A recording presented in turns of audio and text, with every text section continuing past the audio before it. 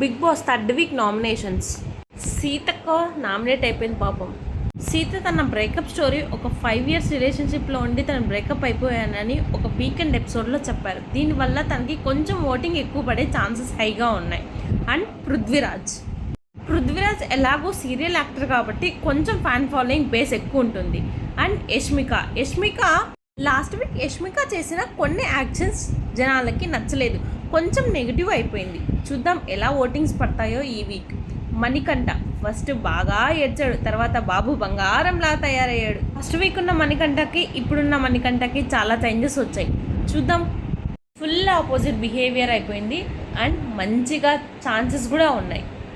ప్రేరణ కూడా నామినేషన్స్లో ఉంది. ఈమెకు కూడా సీరియల్ బేస్ ఉంది కాబట్టి నామినేట్ వీక్ సేవ్ అయ్యే ఛాన్సెస్ ఎక్కువగా ఉన్నాయి. ఓటింగ్లో అయితే కొంచెం డేంజర్ జోన్లోనే ఉంది.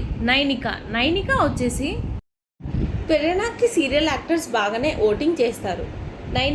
నైనిక వచ్చేసి డాన్సర్ కాబట్టి అంతగా ఫాలోయింగ్ లేదు మిగతా వాళ్ళతో పోలిస్తే. కాబట్టి అన్ఎక్స్పెక్టెడ్ ఎలిమినేషన్స్ ఏమైనా జరిగితే ఆ డేంజర్ జోన్లో నైనిక ఉండే ఛాన్సెస్ హైగా ఉన్నాయి. విష్ణుప్రియ ప్రతి వీక్ నామినేషన్స్కి వస్తుంటే ప్రతి బిగ్ బాస్ విన్నర్ ప్రతి వీక్ నామినేషన్స్కి వచ్చి గెలిచినట్టుగా అనిపిస్తుంది. జనప్రియ ఫ్యాన్ ఫాలోయింగ్ గురించి అసలు చెప్పనక్కర్లేదు. ఇప్పుడు టాప్ మోస్ట్ ఓటింగ్స్ ఈ జరిగిన నామినేషన్స్ వరకు ఇంతవరకు విష్ణుప్రియనే హైయెస్ట్ పొజిషన్లో ఉంది. చూద్దాం. నెక్స్ట్ నామినేషన్ వచ్చేసి అభయ్ నవీన్ గారు అందరికంటే లీస్ట్ ఓటింగ్ ఉంది కాబట్టి లాస్ట్ టైం కూడా డేంజర్ జోన్లోకి వచ్చారు.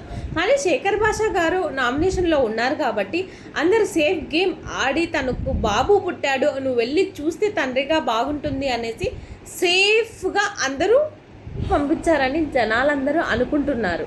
సో అభయ్ నవీన్ గారికి ఓటింగ్ చాలా తక్కువ ఉంది. టాప్లో అసలు వచ్చే ఛాన్సెసే లేదు, బాటంలో ఉన్నారు. ఈ వీక్ ఏమైనా కొంచెం తేడా జరిగితే అభయ్ నవీన్ గారికి హైలీ ఛాన్సెస్ ఉన్నాయి బయటికి వచ్చేదానికి. ఎందుకంటే లాస్ట్ వీక్ కూడా లాస్ట్ 2లో ఉన్నారు కాబట్టి